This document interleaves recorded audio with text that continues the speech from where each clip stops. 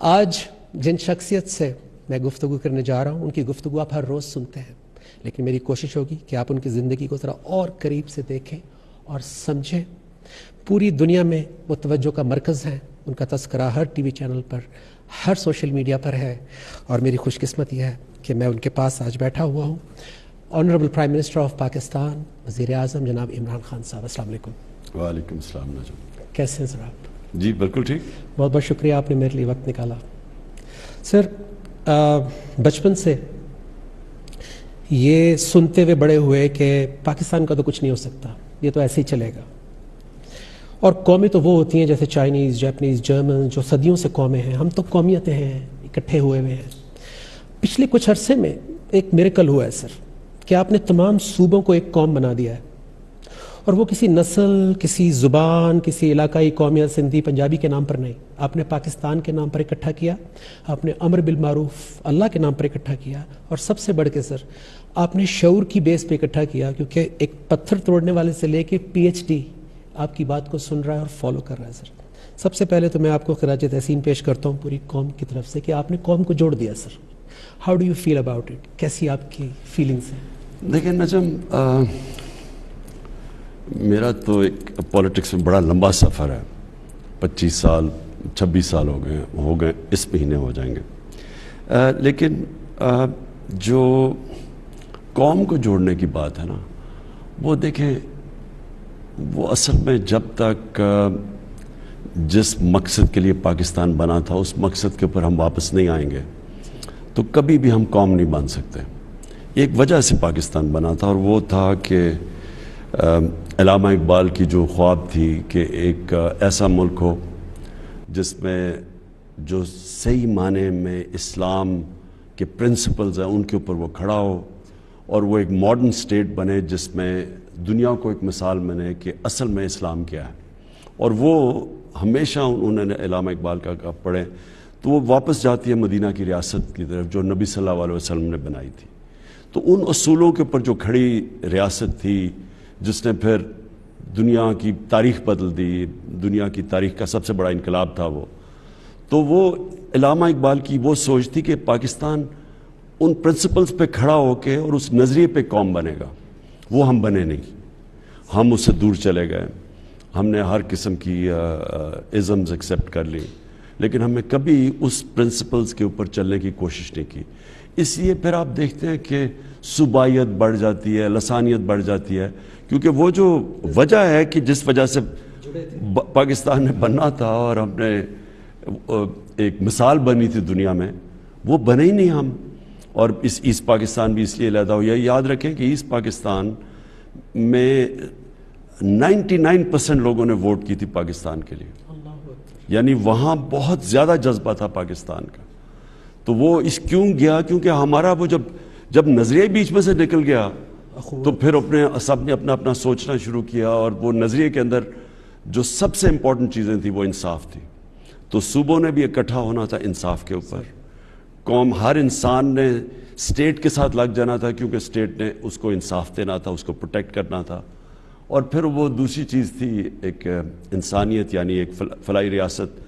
فلاحی ریاست کا مطلب ہوتا ہے جب اسٹیٹ اپنے کمزور طبقے کی ذمہ داری لیتی ہے تو وہ کمزور طبقہ اسٹیٹ کے ساتھ جڑ جاتا ہے، اور وہ پھر اسٹیٹ ایک قوم بن جاتی ہے، مضبوط ہو جاتی ہے، جو کہ مدینہ کی ریاست میں انہوں نے ثابت کیا۔ وہ ایک ماڈل بنا تھا ہم سب کے لیے۔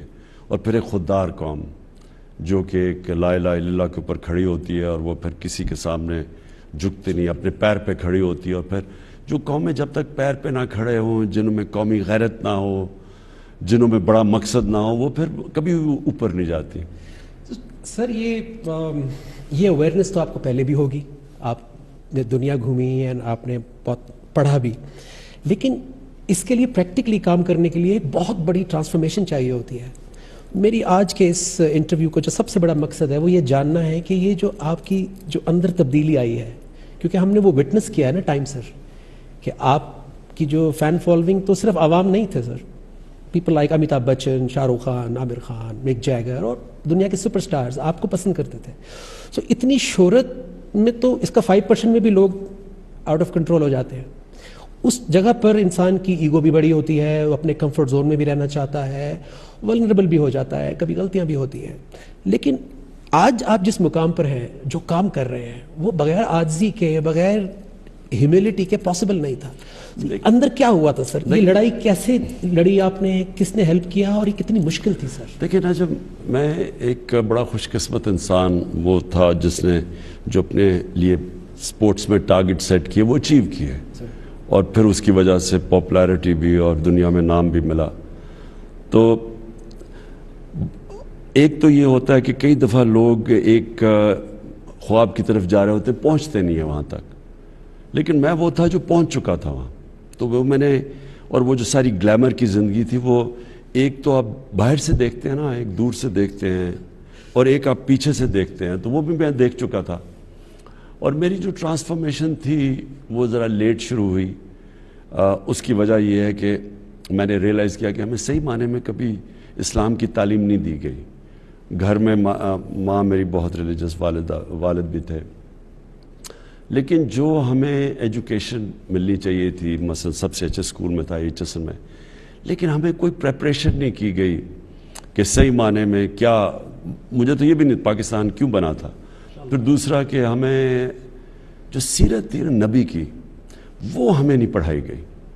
اسلامیات ہم نے پڑھی, لیکن مجھے بڑی لیٹ زندگی میں نے نبی صلی اللہ علیہ وسلم کی زندگی پڑھی, اور میرے ٹرانسفارمیشن ادھر سے آنی شروع ہوئی. اور پھر ٹرانسفارمیشن اس لیے آئی کہ میں نے زندگی بھی ساری دیکھ لی تھی, اور گلیمر کی دنیا بھی دیکھی تھی, اور پھر میں نے مغربی دنیا اندر سے دیکھی تھی. بڑے کم لوگوں کو اس طرح انہوں نے ایکسیپٹ کیا, مثلا انگلش سوسائٹی نے جس طرح مجھے انہوں نے ایکسیپٹ کیا تھا, تو میں نے اس کو اندر سے بھی دیکھا تھا. پھر میں کیونکہ آدھا سال کرکٹ کھیلتا تھا انگلینڈ میں اور آدھا سال پاکستان میں, تو ادھر بھی میں اپنی سوسائٹی کو دیکھتا تھا.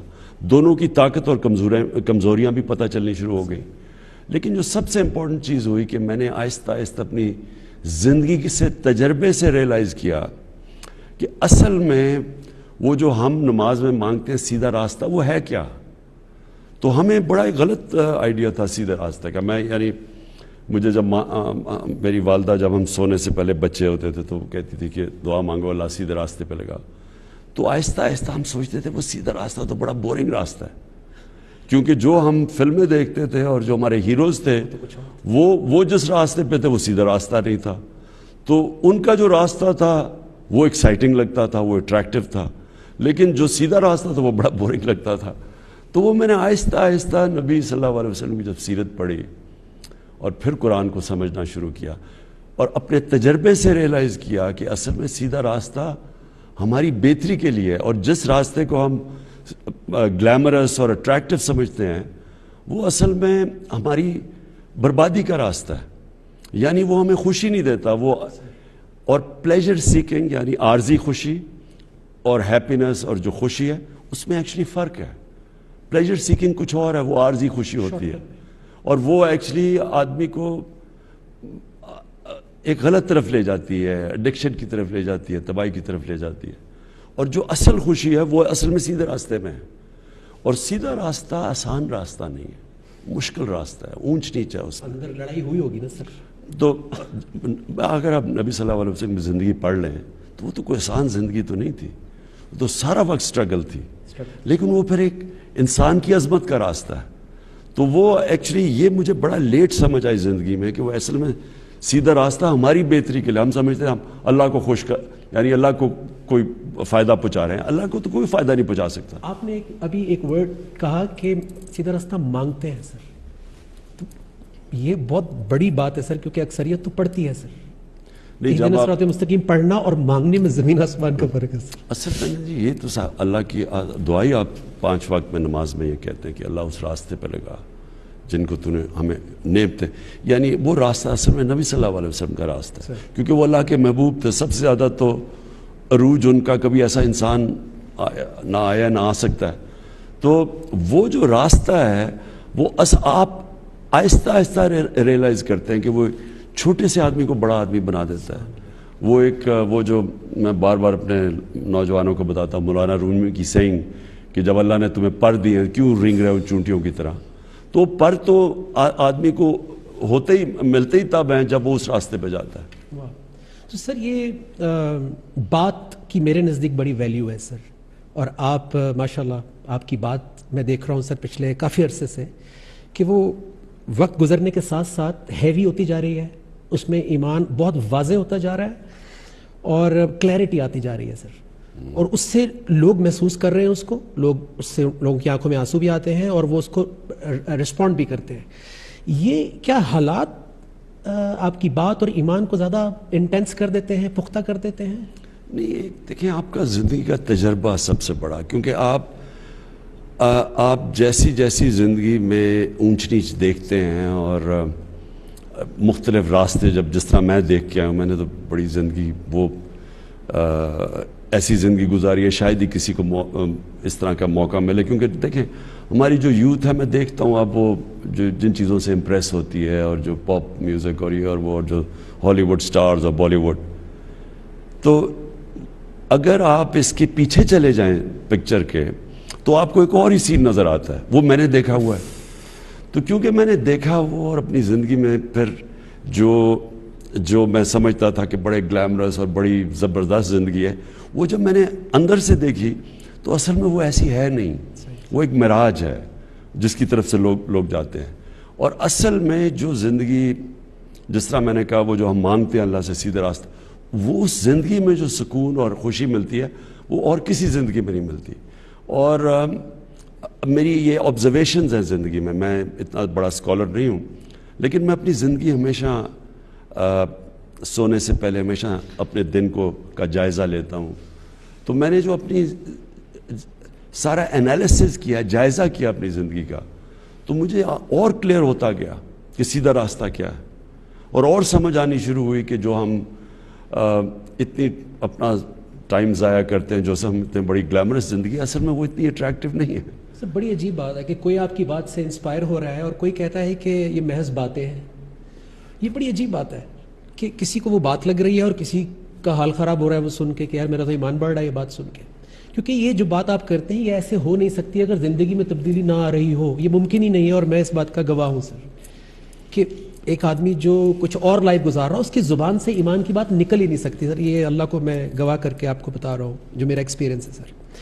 تو بات کی جہاں تک سر ویلیو ہے، تو اس کائنات کا آغاز بات سے ہوا، کن فیکن، اللہ نے بات ہی تو کی، پھر اللہ کے نبی صلی اللہ علیہ وسلم نے بات کی، دل بدلے، لوگوں کو جوڑا، اور آپ بھی قوم سے بات کر رہے ہیں۔ تو جب آپ نے بات کی سو لوگوں نے لبیک کہا اور خوش آمدید کہا، اللہ کی بات آپ نے کی، اور آپ نے ان کو سنہری اصولوں کی طرف بلایا، اسلام کے ویلیو سسٹم کی طرف۔ سو بہت سارے لوگوں کو تھوڑا عجیب لگا کہ یہ سیاست میں دین کیسے آ گیا، جبکہ اللہ کے رسول صلی اللہ علیہ وسلم نے فرمایا تھا کہ پہنچا دو میری رسالت، چاہے ایک آیت بھی تمہیں پتہ ہے۔ اس کا مطلب ہے سبزی والا، سپورٹس مین، بچہ، اور ایون وزیر اعظم، ان کی بھی ڈیوٹی بن جاتی ہے ٹو پروپوگیٹ دا میسج۔ سو یہ کیا جواب دیں گے آپ ان لوگوں کو جو یہ سمجھتے ہیں؟ کیونکہ میرا یہ خیال ہے سر کہ دین سے تو سیاست پاک ہو جائے گی، کاروبار پاک ہو جاتے ہیں، رشتے پاک ہو جاتے ہیں۔ What would you say؟ دیکھیں میں پولیٹکس میں آتا ہی نہ، اگر میرے میں اللہ ایمان نہ ڈالتا، کیونکہ اللہ کی بائی دا وے سب سے بڑی اس کا تحفہ ہوتا ہے کہ انسان کو ایمان، اصل میں چینج انسان میں آتا ہی تب ہے جب اس کے دل میں ایمان آ جائے۔ جو آپ کا بیہیویئر ہے وہ چینج ہی ہوتا ہے بلیف کے ساتھ، نہیں تو آپ ہمیشہ اپنی جینز کے، اپنی انوائرمنٹ کے، آپ اس کے غلام رہتے ہیں، آپ چینج نہیں ہو سکتے۔ میری زندگی میں جو میں نے لوگوں کو چینج ہوتے دیکھا، وہ صرف جب اندر سے ایمان آپ کو چینج کرتا ہے۔ تو میری اور زندگی تھی، چینج ہو گیا۔ تو پولیٹکس میں آیا صرف میرے میں ایمان تھا، کہ ایمان جو ہے دو راستے ہیں نا، ایک تو اپنی ذات کا ہے، آپ اپنے لیے زندگی گزاریں، اور میں جب کرکٹ چھوڑی مجھے کس چیز کی کمی تھی، اور کرکٹ کے اوپر تھوڑی میچ کے انالیسس کرتا رہتا، تو بڑے آرام سے ساری زندگی میں کوئی کسی چیز کی کمی نہیں تھی۔ لیکن جب آپ میں ایمان آ جائے تو اللہ پھر آپ کو جتنا دیتا ہے اتنا ہی زیادہ ذمہ داری دے دیتا ہے کہ آپ باقی انسانیت کے لیے کیا کرتے ہیں۔ سو آپ کے زندگی ادھر سے چینج ہوتی ہے۔ یہ جو دو راستے چینج ہیں، کہ ایک راستہ سیدھا راستہ اور ایک تباہی کا راستہ، تباہی کا راستے میں ایک بہت بڑی چیز ہوتی ہے کہ انسان صرف اپنے لیے جیتا ہے، اور اگر اس کے پاس پیسہ ہے تو وہ اپنے لیے خرچ کرتا ہے، یا فیم ہے تو اپنے لیے اس کا استعمال کرتا ہے۔ جب آپ کو ایمان آ جائے تو آپ پہ اللہ ذمہ داری ڈال دیتا ہے کہ آپ اس سے جو میں نے ساری نعمتیں تو اللہ کی طرف سے ہے نا. تو جو میں نے آپ کو نعمت دی, ان نعمتوں سے آپ نے انسانیت کے لیے کیا کیا. تو بیسکلی یہ فرق ہوتا ہے ایمان میں اور جب آپ ایمان کے بغیر زندگی گزاریں. تو جب میرے مہمان آیا تو تب میں نے سوچا, پہلے میں نے ہاسپٹل کے اوپر پورا زور لگایا, بنایا, اور اسی دور میں نے ریئلائز کیا کہ اصل میں تو پاکستان میں فلاحی ریاست کی ضرورت ہے, جس کی وجہ سے ملک بنا تھا اسلامی فلاحی ریاست, جو ہمارا نظریہ پاکستان ہے. تو پھر میں نے سوچا کہ میں پولیٹکس میں آ کے اس نظریے کے پیچھے چلوں.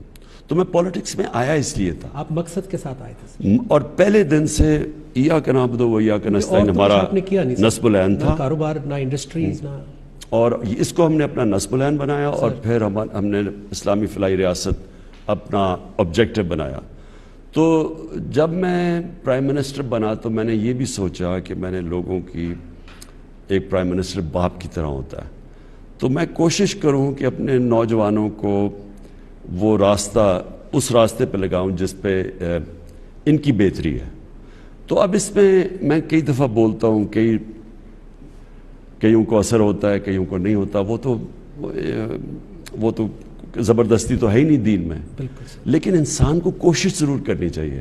اور جو پرائم منسٹر ہوتا ہے وہ ایک ملک کا باپ کی طرح ہوتا ہے. اور ہمارے اسلام میں ماں باپ کا بہت بڑا رتبہ ہے. اس کی وجہ ہے وہ کیوں ماں باپ کی عزت ہے, اس لیے نہیں کہ ماں باپ کوئی فرشتے ہیں, اس لیے کہ ماں باپ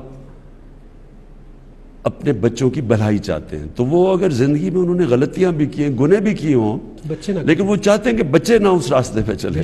تو اس لیے بچوں کو کہا گیا کہ ماں باپ کی عزت کرو, کیونکہ ماں باپ بے لوس ہوتے ہیں. وہ چاہتے ہیں کہ میں نے اگر یہ غلطیاں کی بھی ہیں تو میرے بچے نہ کریں, تو ان کی بھلائی چاہتے ہیں.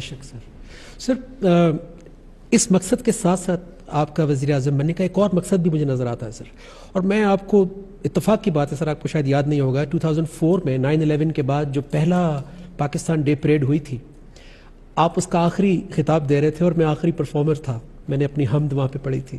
آپ نے وہاں پر بھی سر اسلاموفوبیا کو ایڈریس کیا. پھر ہر پلیٹ فارم پہ GPU لنڈن میں ہوتی تھی, گلوبل یونٹی پیس ایونٹ, ڈاکٹر ذاکر نائک اور بڑے بڑے اور بھی لوگ آتے تھے. سر آپ اس پہ بات کرتے تھے, وہ بھی میں نے آپ کی بات سٹیج کے پاس کھڑے ہو کے سنی. تو میں سر بہت فریکوینٹلی باہر سفر کرتا تھا اور دل اندر سے روتا تھا کہ جتنی بڑی کیمپین تھی اسلاموفوبیا, اتنی بڑی ہمارے پاس آواز نہیں تھی. اور پھر 2015 میں انگلینڈ میں تھا سر, تو وہ پیرس اٹیکس ہو گئے, پھر کوئی مسلمانوں کی آواز نہیں آئی.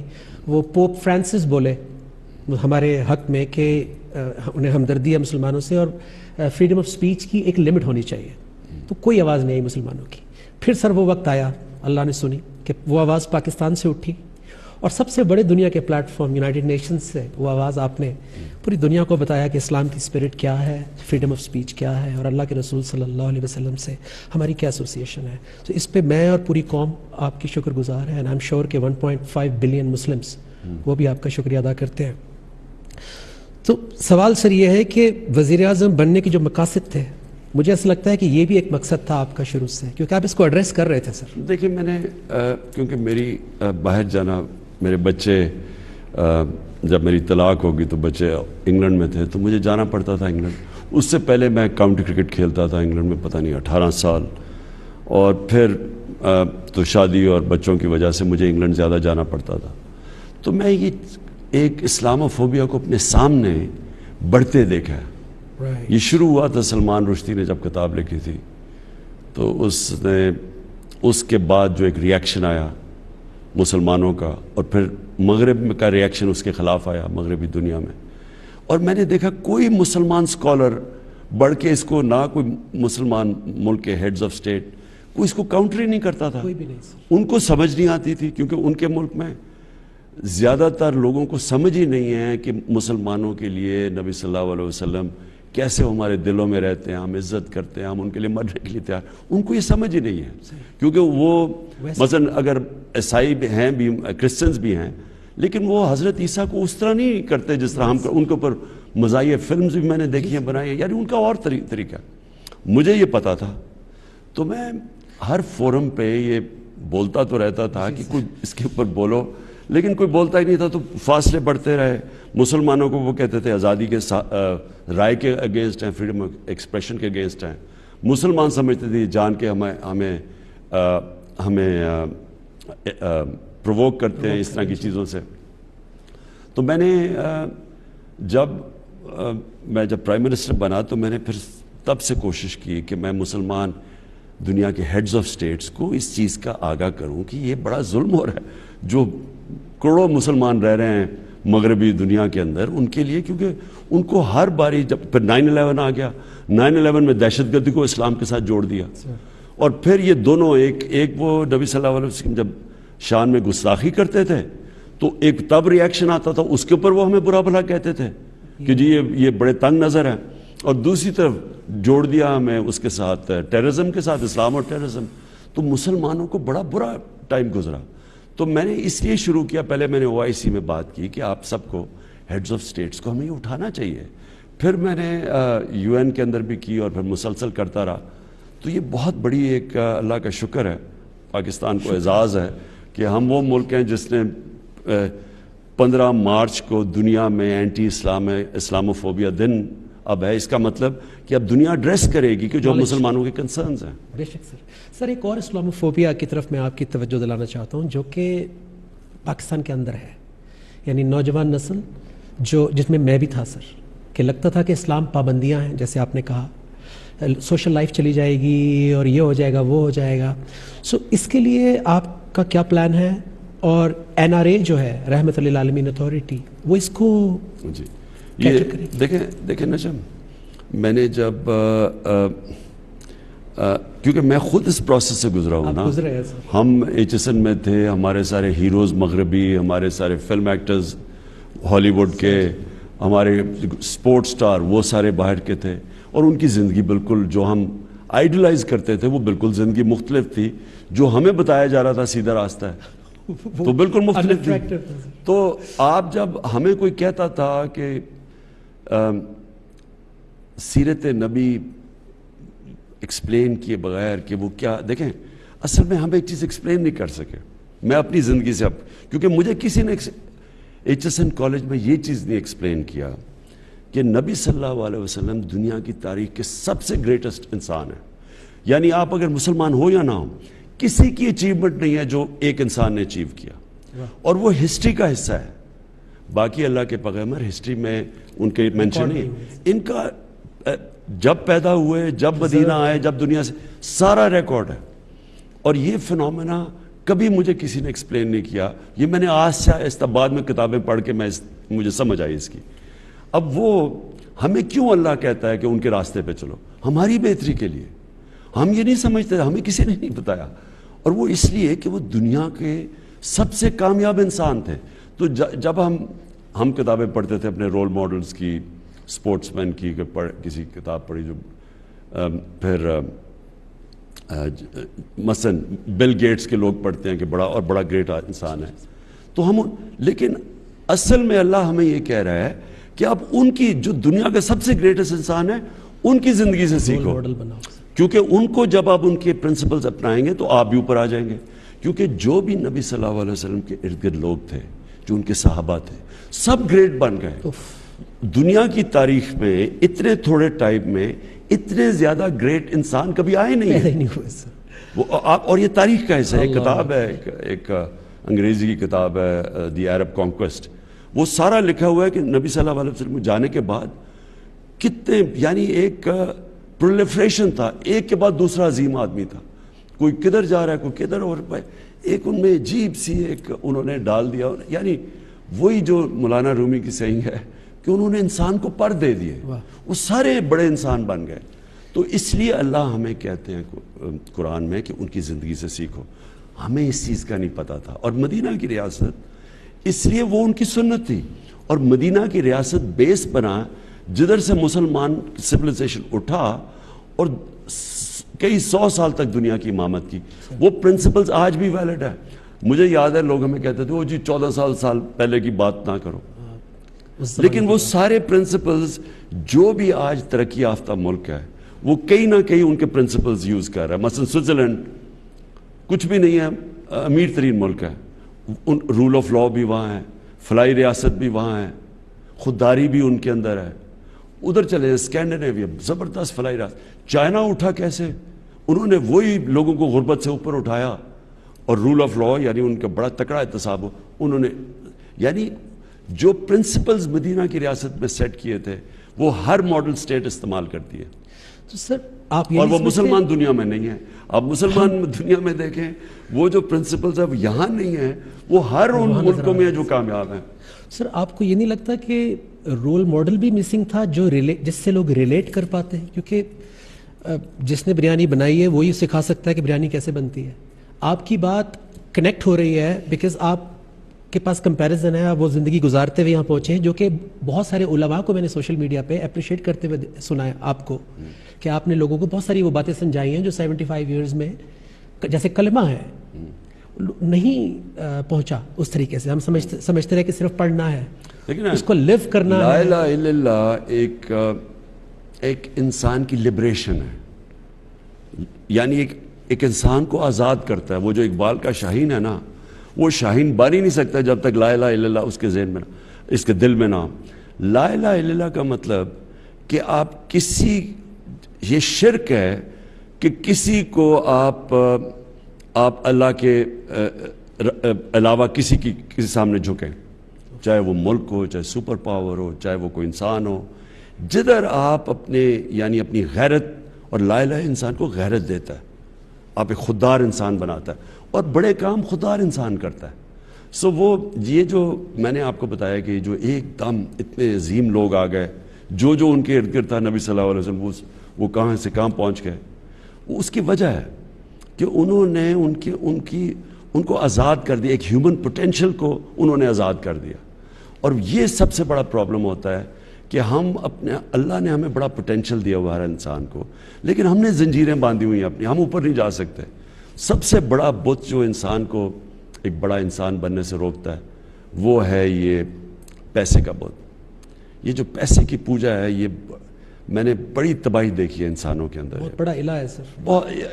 اگر پیسے کو آپ صحیح استعمال کر لیں تو وہ آپ کے لیے ایک نعمت بن جاتی ہے, لیکن اگر آپ پیسے سے استعمال ہو جائیں تو اس سے بڑا عذاب کوئی نہیں ہے. تو سر یہ آپ کی جو ویژن ہے پاکستان کے لیے, ریاست مدینہ, تو ظاہر ہے سر جو جن کے پاس پیسہ اکٹھا ہو جاتا ہے, میں یہ کہہ دوں کہ جو میں نے رحمت للعالمین اتھارٹی بنائی, اس کا مقصد ہی یہ تھا کہ جو مجھے نہیں اسکول میں نوجوان بچوں تک, میرے نوجوانوں کو ارلی اسکولوں کے اندر ان کی سیرت, ان کی زندگی کا پتہ ہو. ساتھ پھر ان کو ہمارے پاس فلمز بنے الٹرنیٹ, جس طرح یہ جو ارطغرل ہے, یہ جو ٹی وی ترکش ڈرامہ ہے, یہ ایک الٹرنیٹ دیتا ہے لوگوں کو, یہ ایک الٹرنیٹ کلچر بتا رہا ہے اپنے نوجوانوں.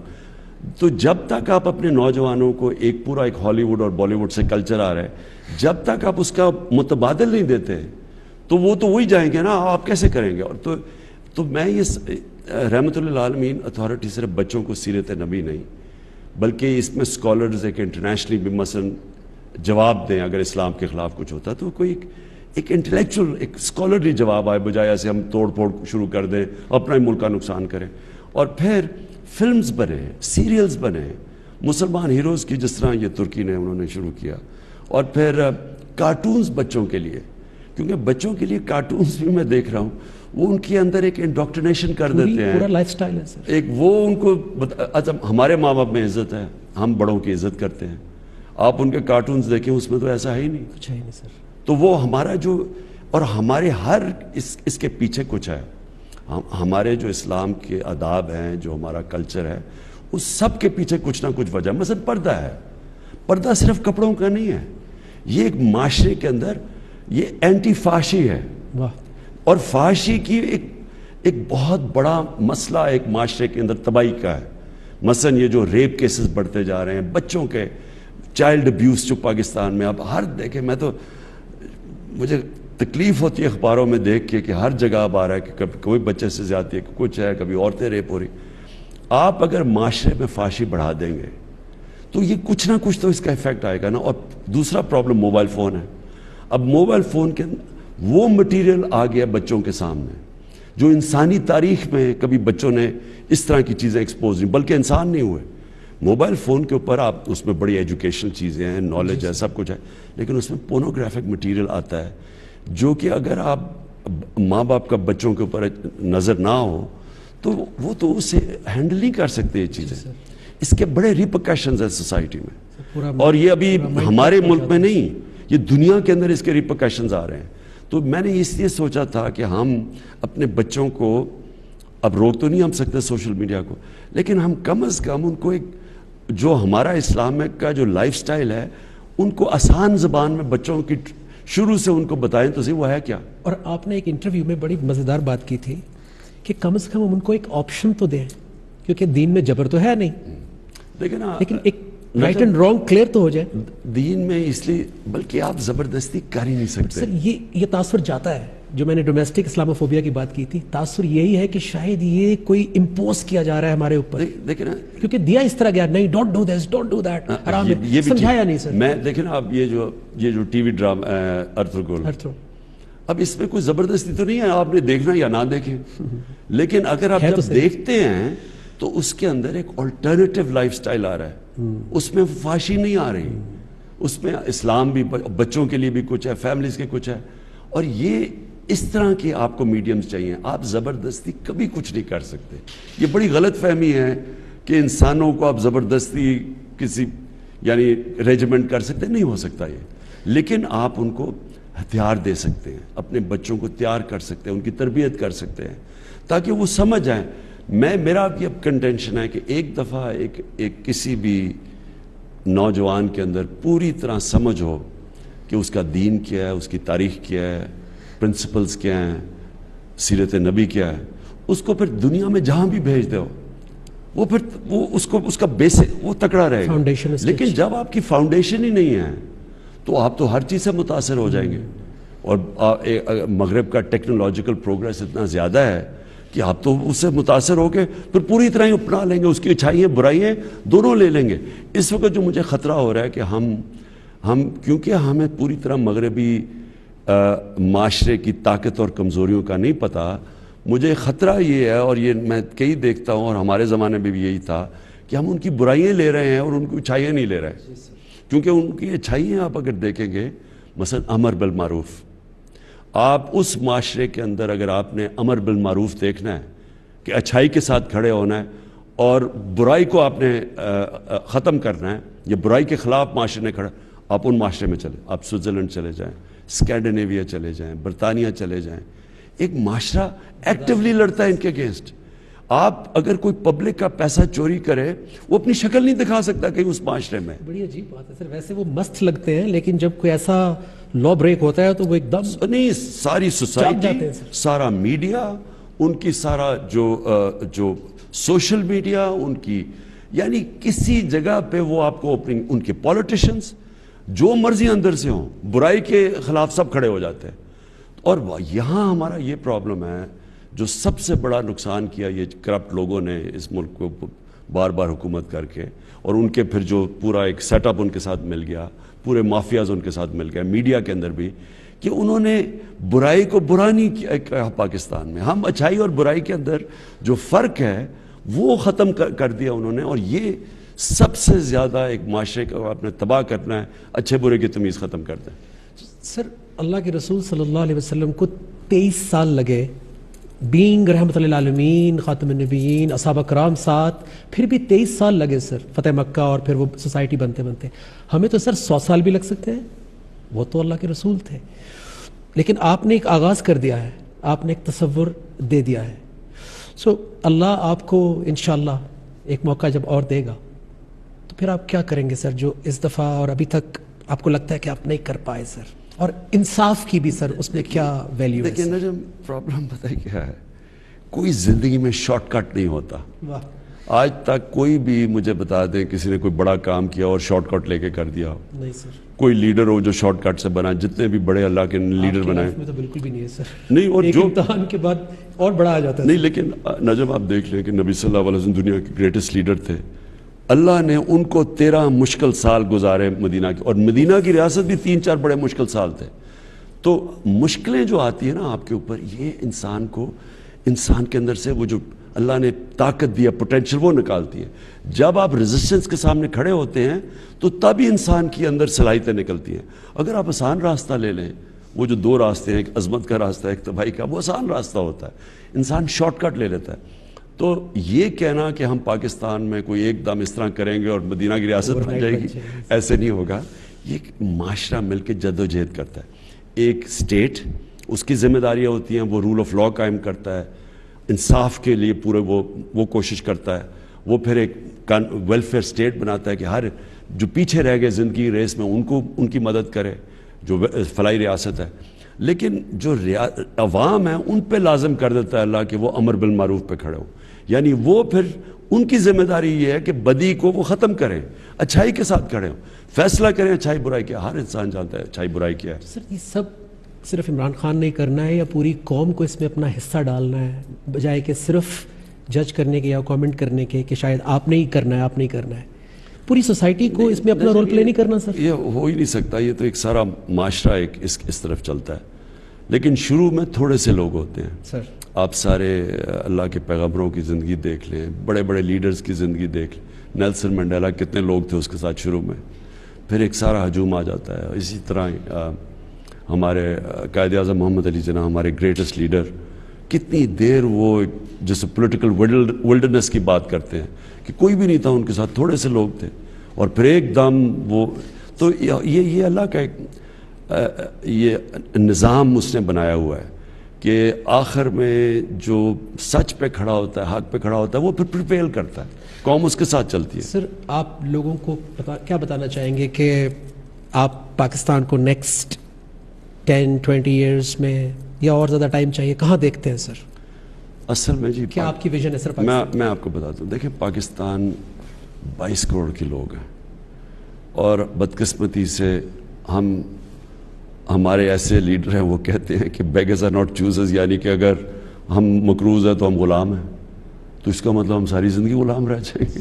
یا وہ کہیں کہ جی امریکہ نے لائف سپورٹ مشین پر ڈالا ہوا. جب آپ کی لیڈرشپ پہ ایسے لوگ آ جاتے ہیں، وہ ساری قوم کا پوٹینشیل ختم کر دیتے ہیں. قوم دیکھیں نا جی، قوم تو اٹھتی ہے ایک خودداری کے اوپر، ایک نظریے کے اوپر، قربانیاں دے کے اونچ نیچ سے گزرتی ہے وہ. لیکن قوم کبھی بھی، وہ کہتے ہیں نا طفل کیا گرے گا جو گھٹنوں کے بل چلے. آپ گھٹنوں کے بل چل کے کبھی بھی قوم نہیں بن سکتے. تو میں سمجھتا ہوں کہ پاکستان میں بڑا پوٹینشیل ہے، یہ قوم کبھی بھی کھڑی ہو جائے گی. میں سمجھتا ہوں کہ یہ اس میں پوٹینشیل ہے. عظیم لوگ ہیں ابھی پاکستانی، بڑے بڑے میں نے عظیم لوگ دیکھے، زیادہ تر ملک سے باہر گئے ہوئے ہیں، لیکن قوم ابھی تک عظیم نہیں بنی. تو جس وقت یہ قوم اس طرف نکل گئی، جو راستہ میں سمجھتا ہوں کہ مدینہ کی ریاست کا راستہ، امر بالمعروف پہ، ایک دفعہ قوم یہ کھڑی ہو گئی. 22 کروڑ لوگ ہیں، ٹیلنٹ ہے ان کے اندر، پیسہ بے تحاشا ہے، ملک غریب ہے، لوگ امیر ہیں. جیسے ہی انہوں نے فیصلہ، جب قوم بنتی ہے نا، وہ پیسے بھی اکٹھے کر لیتی ہے، وہ اپنے مسئلے بھی حل کر لیتی ہے، وہ ساری دنیا کے سامنے بھی کھڑی ہو جاتی ہے، اس کو کوئی نہیں ہرا سکتا پھر. لیکن وہ ابھی ہم نے اس راستے پہ نکلے ہوئے قوم بننے کے. تو جو دنیا زمین کی ترقی پہ بہت فوکس کرتی ہے، جبکہ ایکچوئل ترقی کردار کی ترقی ہے، جس سے زمین کی ترقی میں بھی برکت آ جاتی ہے. سر یہی نجم آخری بات یہی ہے نا کہ دیکھیں، جو میں نبی صلی اللہ علیہ وسلم کی بات کرتا ہوں اور جو انہوں نے مدینہ کی ریاست میں کیا، وہ سب کو سمجھنا چاہیے وہ کیا کیا تھا. انہوں نے 622 میں وہ ہجرت ہوئی مدینہ میں، اور 632 کے اندر وہ دنیا سے گئے. ٹھیک، ان 10 سالوں میں کیا ہوا؟ کیا 313 تھے 625 یا 24 میں بدر پہ؟ جی سر. اور ٹوٹل 10 سالوں کے اندر جو وہ لوگ مرے جنگوں کے اندر، وہ کوئی 1200 تھے، 1200. لیکن 1 لاکھ لوگ تب تک مسلمان ہو گئے، سارا عرب ان کے نیچے آ گیا. تو فکری انقلاب تھا، وہ چینج کیریکٹر کا ہوا تھا. اور کیریکٹر چینج، اب بڑے کیریکٹر کے بغیر اب بڑے انسان نہیں بن سکتے، نہ قوم بن سکتے ہیں. اس لیے میں سیرت نبی پہ بھی کہتا ہوں، اس لیے رحمۃ اللہ عالمین اتھارٹی، اور اس لیے میں امر بالمعروف کی بات کرتا ہوں کہ قوم کو، جب تک قوم کھڑی نہیں ہوگی اچھائی کے ساتھ. مثلا یہ اب جو باہر سے رجیم کے چینج کی کوشش ہوئی ہے کہ ملک میں باہر سے فیصلہ کیا جی یہ ہمیں نہیں پسند تو چینج کر دو، اب یہ قوم نے اس کی حفاظت کرنی ہے. عمران خان کی بات نہیں ہے یہ. قوم اپنی سوورنٹی، اپنی آزادی، اپنی خودداری کا پیرا نہیں دے گی تو اور کس نے دینا ہے؟ کیا بات ہے. محتاج کبھی ہوتا نہیں کوئی جب اس کے در کا سوالی ہو. کیوں سجدے کریں 100 لوگوں کو جب ایک سجدہ سب پر بھاری ہو. جب آپ پوری قوم کی ڈھال بنے ہوئے ہیں تو ہمارا فرض بنتا ہے کہ اب پوری قوم آپ کی ڈھال بنے اور آپ کا ساتھ دے. اور میں آپ کا شکریہ ادا کرتا ہوں کہ آپ نے اتنا ٹائم دیا. اور میں آپ کے آنر میں یہ ایک اللہ کا ایک پیغام پڑھنا چاہتا ہوں کہ اللہ تعالیٰ کا یہ حکم ہے تمام مسلمانوں کو جو سن رہے ہیں دیکھ رہے ہیں کہ اے وہ لوگوں جو ایمان لائے ہو، ان تنصر اللہ، اگر تم مدد کرو گے اللہ کی، ینصرکم تو وہ تمہاری مدد کرے گا، ویثبت اقدامکم اور تمہیں ثابت قدمی کنسسٹنسی دے دے گا. تو ہم سب کا فرض ہے کہ آج اپنے اس لیڈر کا ساتھ دیں. میں آپ کے ساتھ ہوں اور پوری انشاءاللہ پاکستانی قوم اس خود مختاری کی جنگ میں، اس آزادی کی جنگ میں جو سوچ کی ہے آپ کے ساتھ ہے. اللہ آپ کو کامیاب